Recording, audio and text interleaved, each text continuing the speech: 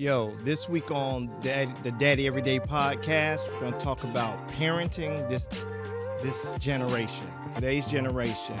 Should be an interesting discussion. Stay tuned.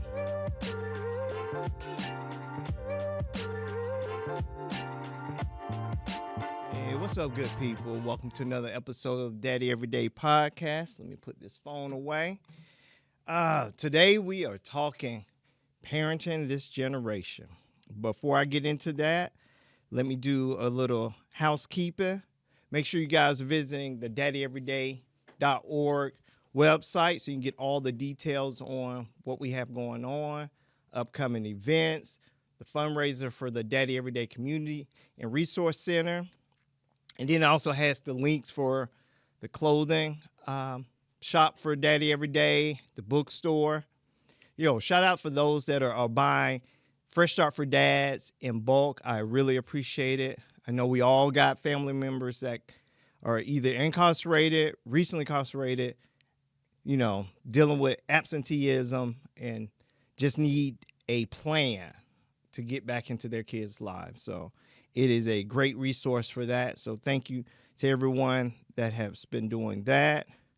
What else going on? Oh, just a little other side note before I jump into the show.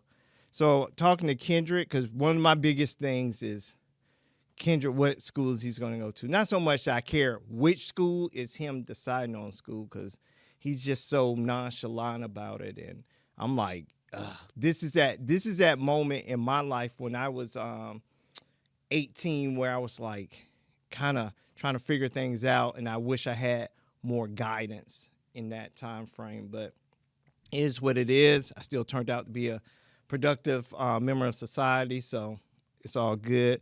But I really want him to not struggle with some of the things I struggle with, I think, from this decision. I think this is a big decision in his life, as far as like getting his head together and transitioning to adulthood. Like, I'm trying to move next year, and I don't know, like, is he going to have a permanent room? Like, he will always have a room, but like, will he be staying with me? Will it be part-time he's staying with me more than full-time kind of thing? So I don't know. So these are questions that I need him to help answer so I'll have a better understanding. So he picked a school. I'm not going to reveal it yet until he's accepted. So we're going to ride with that. So I'm definitely excited about that. But it's funny talking about my son. What inspired me for this episode of Parenting This Generation is one of my favorite rappers, T.I. Now, before you guys get ready for gossip and stuff, I'm not going to dig into his thing with King. I don't actually know the whole situation. All I know is the video. I've seen many of videos with him and King. Looks like they have a great relationship. So I think, like, just like T.I. was saying, you're embarrassing the family. Like, his son was going off. And it was one of those things, like, I wish that wasn't recorded, because that's the type of stuff that happens probably in every family, but there's normally not a camera around. And then even if it got posted, if you're not a celebrity like T.I., it doesn't get as much traction, so people don't know your business. And so I felt bad, because the whole thing with King is one of the things that I felt like, as I'm raising my kids, I'm doing what's right. I'm raising. They have excellent living, situations. Even though they're doing the whole, apart thing, like where 1 week with me, 1 week with their mom. And I know studies were saying how detrimental that can be for kids growing up and things. But the boys are handling it well. They handled it well from the beginning compared to probably their mom. Definitely, I know me handled it in the beginning. But will the kids truly appreciate what we've set for them and the support that they have from us? Like, will they truly appreciate it? And it looks like King slightly doesn't appreciate it as much, or that kind of thing. Or maybe he was just having a moment. Like I said, I don't truly know the whole background, like what their day-to-day lives are. But it made me think of, parenting this generation and all the things that we have to to deal with, like just the state of this world, period, and in particular in the U.S., just housing cost, what's that? Economic disparities, especially in the Black community. So, like most time when you guys hear me talk, I'm talking from Black fathers' perspective, and I'm talking particularly to Black fathers. Mostly, I guess you can say Black families, because there's more viewers than just fathers. It's mothers as well. So, and individuals, whether you're a parent or not, I appreciate you watching the podcast. But a lot of things that we have to deal with, that every other race has to deal with, but then even more because of the Black race. And so it really, I was like, you know what, I'm definitely going to talk about this topic of as far as parenting today's generation. And a lot of it starts with just bonding with your kids. Like I said, I saw a lot of videos of T.I. This is before this even broke out, of like his relationship with his kids, and I adore it. I love when we show our love for our kids and interacting with our kids and bonding with our kids and talking with our kids. That is so needed. We don't talk about how important it is to bond with your kids, and it doesn't mean every day you're trying to be their best friend. It doesn't mean that. It's the interaction with your kids as often as you can. And I'm not one to say, like in a car ride, if it's quiet, that's a wasted opportunity. Not if you're going to make it up somewhere else. Like a lot of times if I take the boys to school, if I'm taking Kendrick to work, he's listening to his music, getting in the zone. I know how that is. You're getting ready to go to work, so you're listen to whatever to get your mind right. So I don't pressure to have conversations then, because I know when we're watching football, playing Madden, and just every day, passing through, we have conversations and things like that, and we talk. And if I have something to ask him, and I'm at work or something, I just shoot him a text just so I can get understanding. And he has the same relationship with me. So it's not like every moment you're with your kid, you have to be trying to bond and don't try to force it either. It should be a natural thing where, let's say if you like hamburgers, that's a perfect opportunity to go grab a burger together and then have that bonding time with them. So don't try to force it, but that bonding is so important, especially at younger age, because when they get to these teenage years, it's something switches in them. Like I know with my nephews, with my friends and their kids, like something switches in them. Like even with Kendrick, it's like great kid, but then he still has those moments where he's not as open to me, and I don't try to force too much, because I can see when I try to, he shuts down a little. So I just use the opportunities when we're already engaging to find out, what's really going on in his life, because he's like me to a certain extent. Like I was kind of quiet in a sense, except for when I was around my friends, then I'm a little bit more lively, but like he just focused on school, work, and his gaming. So when it comes to schooling outside of what he's dealing with now to high school, when it comes to college, he's not as open about it, because I know a lot of his nerves. He's nervous about it. But one thing about the school he's picked, he said that it's because it's close. It's like 30 minutes away, so he's happy about that. But it's that bonding stuff. Like, so I know King and T.I. is going to work out what they got going on.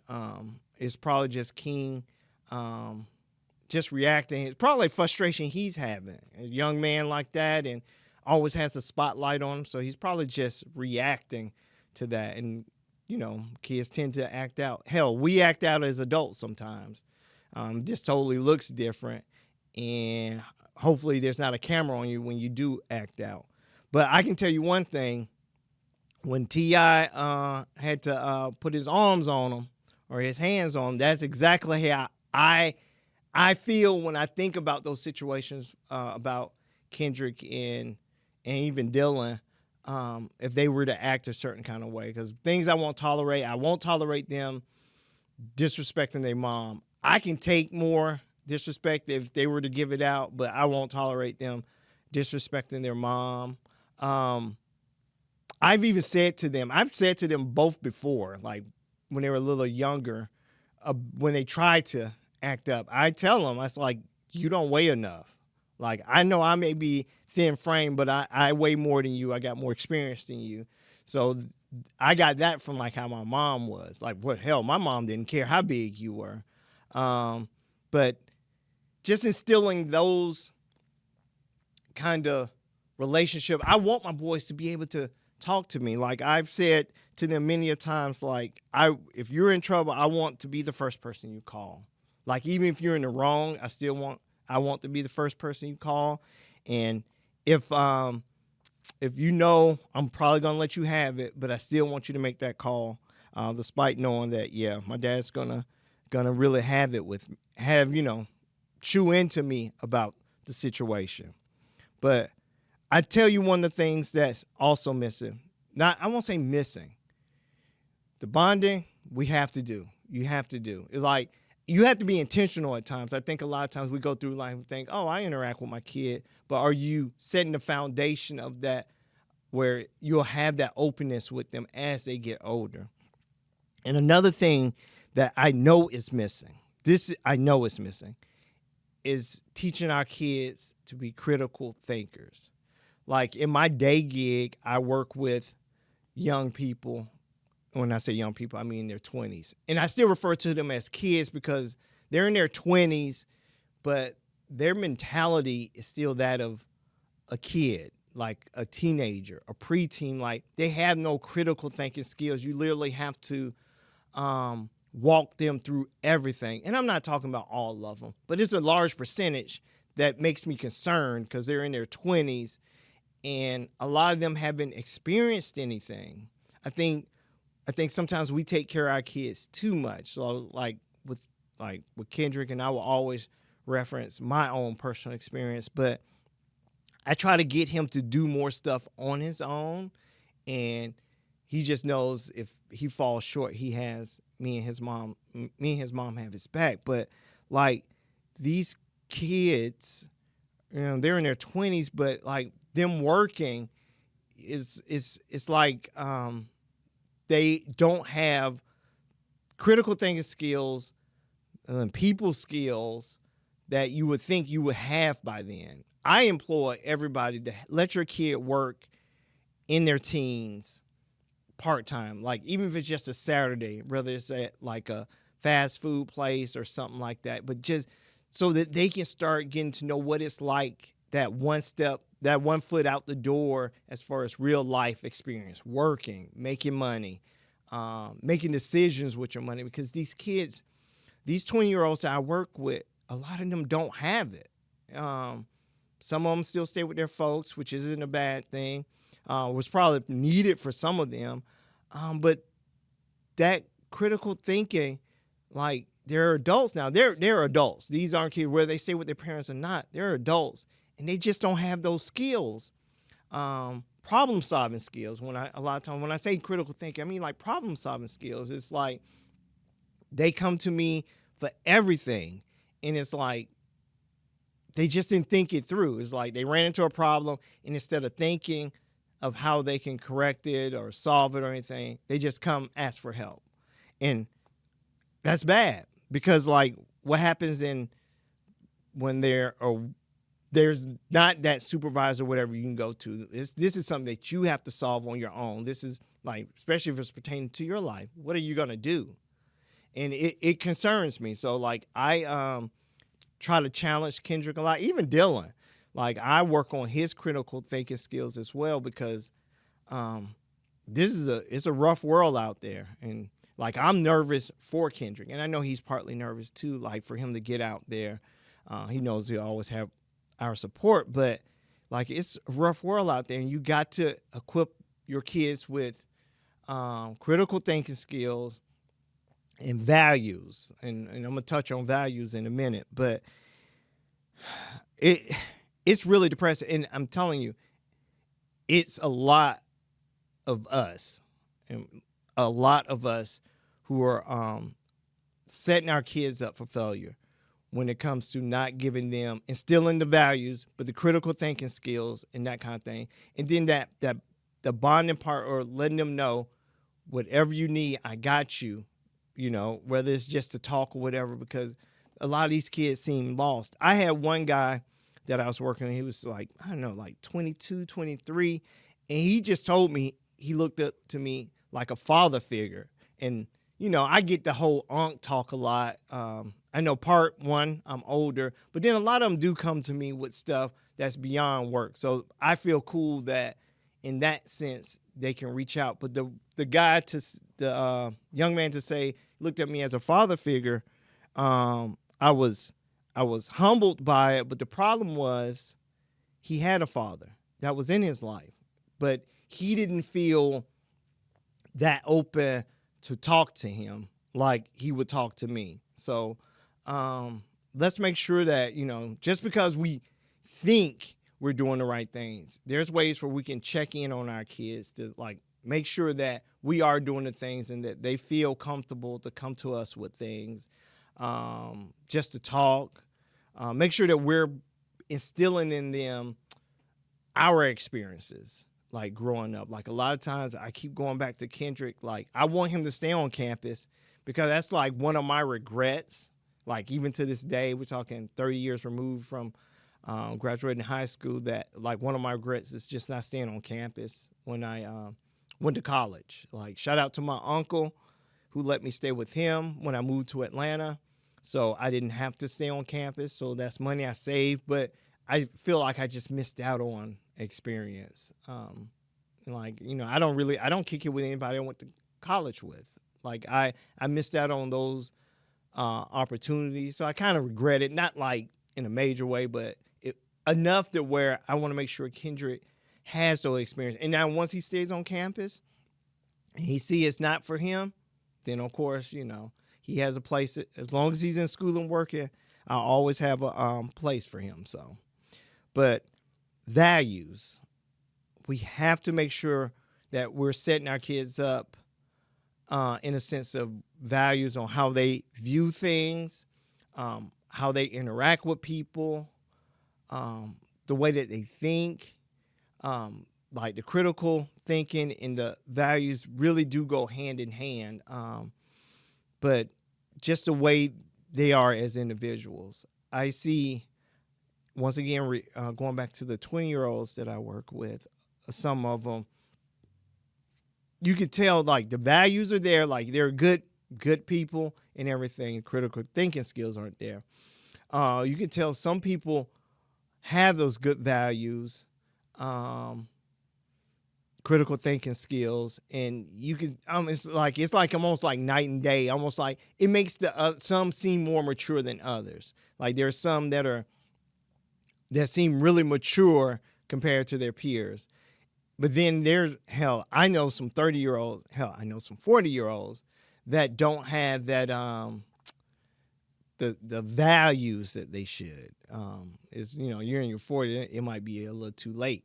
But you can change your ways. But that the problem, like the 40-year-olds are like almost on the same maturity level as the 20-year-olds, and I'm here still thinking these 20-year-olds are immature. So we as parents have to make sure that we are not just instilling the proper things in our kids, but making sure that we reflect those values. Like one of the things for me, like my boys know I drink beer, but one of the things I don't do with them is drink a lot in front of them.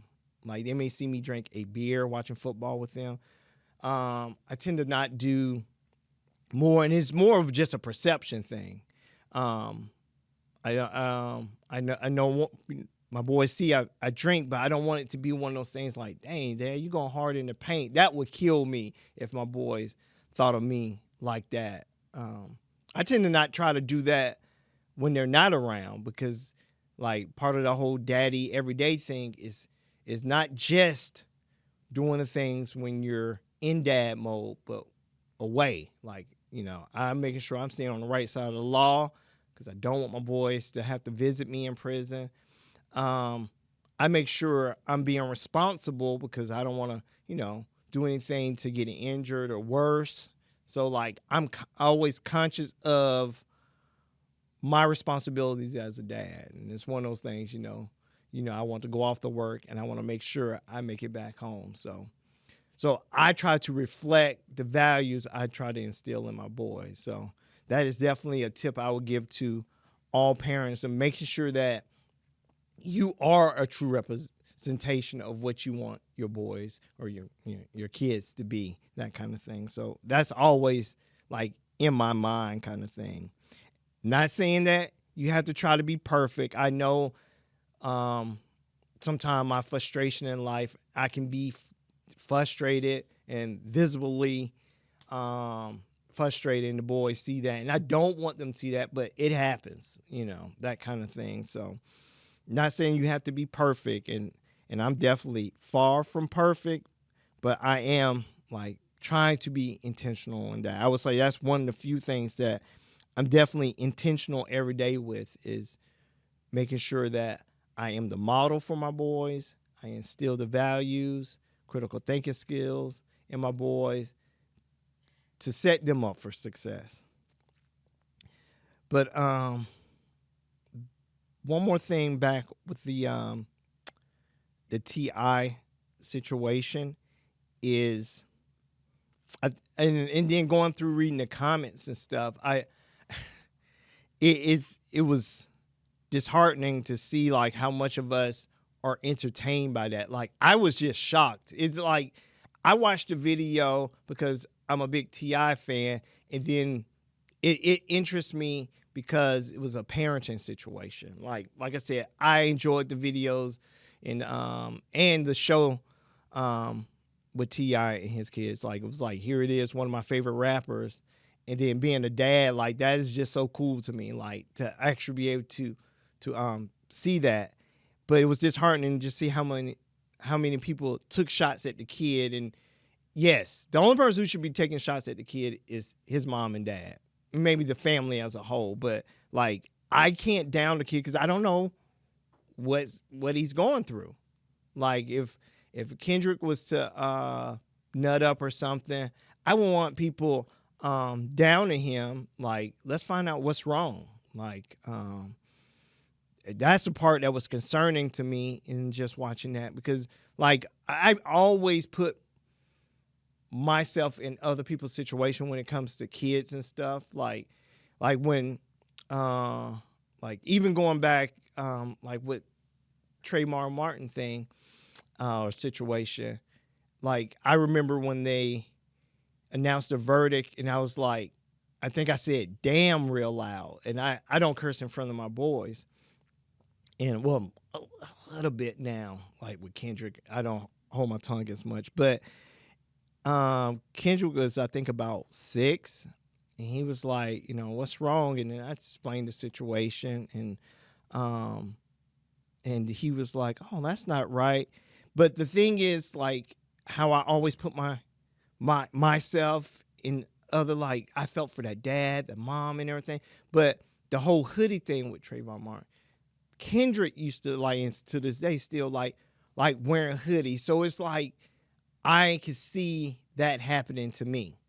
Like I can put I can almost like see that, like, that fear it was in me, that, like, Kendrick could just be wearing his hoodie, just walking to a friend's house or something, and he can get caught up like that.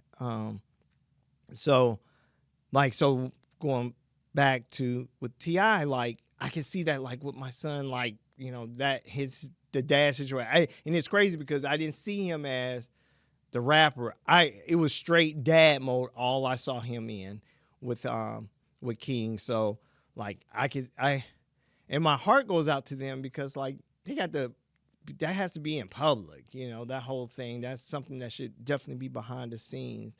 And I definitely, when I say my prayer, say a prayer for that family, because I know that was a very disappointing moment for them and everything. And they'll probably overcome. They will overcome this, and let it be a teaching lesson for us. That kind of thing, of how hopefully it can be a teaching lesson in how to handle those situations. Like, that part, the aftermath of it, will be the the learning part. I hope that we all can learn from. I'm hoping it's a positive outcome.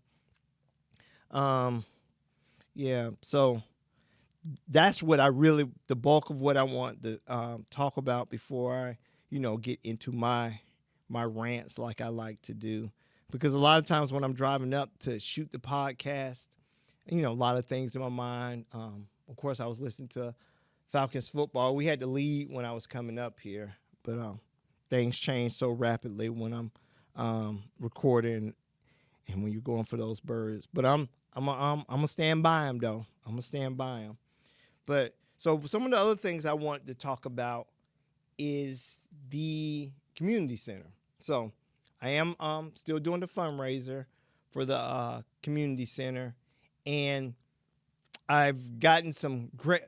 First of all, please continue to DM me, to my friends who have my numbers, text me your words of encouragement. Even when some of you guys give advice, your suggestions on events to have at the center. And then someone said, "Hey, don't wait for the center. Start giving out some of those workshops now," which is exactly what I'm going to do. So, starting in January, I will be hitting up libraries, doing workshops and things like that. It's crazy because 3 years ago, I was set to start in January 2020 to do workshops and things like at libraries, like in different counties and all that stuff. And then the pandemic hit and crushed all that. And that was one of the things that opened my eyes, like, dang, if I had a community center, of course, practicing safety precautions, but it's one of those things I still could have been helping fathers and families if I had my own place. But then during the pandemic, got caught up with working and stuff, and everything pretty much shut down. And almost to a degree, I shut Daddy Everyday down. It wasn't my main focus for almost like 2.5 years. I really feel like right now I'm starting to get my groove back with Daddy Everyday. And there's a lot, a lot that goes into running a nonprofit. I wish it was just as easy of just have product, sell product, like if I was running just a business like that. But so there's a lot of behind the scenes things you guys don't see that I would definitely start sharing with you guys more. But it's more like a lot of it's just really on me. Like I really do need to be more intentional, just as intentional I am at my day gig, because that's how I, pay my bills, provide for my family. Just as intentional I am with my boys, just making sure I'm setting the right example, instilling positive things into them. I'm just not quite there with everything Daddy Every Day, being intentional every day with it. It's just a lot to juggle, and much like the myth I told you guys about work-life balance, it's just one of those things you have to slide. More you give here, the less you're going to be able to give here.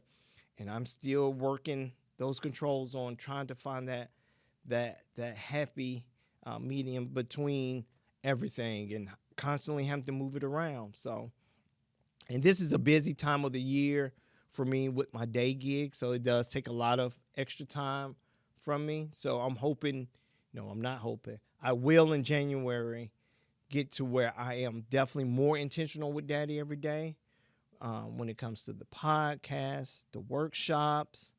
I'm getting better at returning emails and things like that. So there is progress. So I'm counting the wins, because a lot of time I will beat myself up for the things I'm not doing, which hurts me in a sense and make it more difficult for me to move forward. So now I'm using my wins to propel me forward, to keep going, that kind of thing. And acknowledging the things that I'm lacking at and understand that I have to either get better at or outsource, but I'm not going to let it be the focus and bring me down. I still focus on the wins, acknowledge the things I do need to grow in. So, and I'm still growing. Like, there was a time where I thought to myself, like, dang, I'm not where I want to be, and all that stuff. I beat myself up. Everybody's going through something. So I'm still growing. I'm just like, I'm not complete yet. So I'm still growing now. And I'll probably be like this for the rest of my life, always trying to get better, which is a great thing. And maybe I'm just at a place where I'm just not settling. So where I should be good, I was like, no, this ain't it yet. So which is a good thing. It's gonna push me to want more and do more. So another thing another win is a shout out to the inmates at Folsom State Prison, the ones that are in the parenting class that are reaching out. To thank me for the advice I gave to them, and now my goal is, you know what? It's time to touch more prisons. So, in addition to the community center I want to open, I'm going to start doing more outreach in prisons, whether that's assisting with parenting classes, making myself available for questions that inmates that may have and things like that. A lot of people have used Fresh Start for Dads in the prison system. So I need to, really drill down on that and see how I can get more copies of my book in prisons. And then just doing more community work in the sense of helping fathers that just want to be better. Like a lot of times, like I'm asked, you got to go, what's your avatar for your ideal client for Daddy Every Day? And it's like I don't want to say Daddy Every Day is for everybody. There's some dads that are doing an amazing job and they don't need additional support. I applaud you. I actually encourage you to volunteer more with the fathers that are still just not quite there. Like, hell, I feel like I'm still not quite there. As much as I do with fathers and in the community, I still don't feel I'm quite there. I feel like there's still just like little gaps that I fall short, and I just want to fill all my gaps. I want to be running 100. Not that I want to be the best at. As long as my boys think I'm the best at, that's the biggest compliment I can get. But I still want to be better at what I do. So, and the little things that I know that I do well, I want to share with others. And the things I lack or feel like I should be better at, I want to be around other fathers and maybe learn from other fathers. There's fathers out there that I've mentored that I think I've learned from. Like I'm showing them better ways of handling things, and I'm still learning from them. So that's what I want to continue to do. So a lot going on with Daddy Every Day. I thank you guys for your support with the podcast. I think this is like episode 21. It's an amazing space I'm in right now, and I'm just going to keep moving forward. You guys keep following, keep supporting.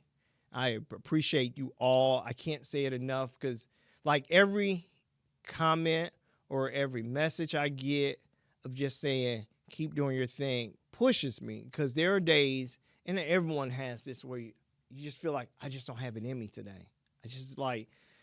So much going on. I just don't have it in me. And those things are what push me. Like last night was one of those nights where I won't say I just didn't have it in me, but I was ready to just like, I'm just going to call it a night, like early night. And I got the email from the prison with just telling me how the inmates were appreciative of my advice and just wanted to send cards just to thank me. And like, it really like, it's just a reminder. And I always say these reminders are for the man up above. He's giving them to me because this is the path that he put me on. And he knows I get discouraged sometimes or need a little pick me up. And he's sending those things to let me know I'm still on the right path, the right track. So I just keep moving it forward. So I thank all you guys from the bottom of my heart.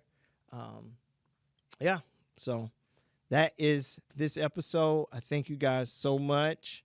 Y'all keep all dads in your prayers as we travel this journey called parenthood, and the moms too. I got much love for you ladies as well. And for those that are not even parents, but, still support, where there's the aunts, the aunties, the uncles, the grandparents and things like that. Like you sending your doing your part too to help raise these kids and make sure they're critical thinkers, instilled with great values and things like that, and know that they have a support system to go to. So I just want to see more of that, more encouragement and things like that in our community. And that's going to do it, guys. Thank you for tuning in. Visit daddyeveryday.org. Like I said, I'm going to have some workshops coming up in January. Let me know of your school, if you're in the Georgia, we'll say Atlanta, Henry County in particular area. I would love to go out to schools and meet with dads and things like that. I like to get to the point where I'm traveling around to different schools in different counties and cities and all that type of stuff to, break bread with fathers, mentor fathers, just talk with fathers and things like that. So thank you for tuning in. I'll catch you guys next episode.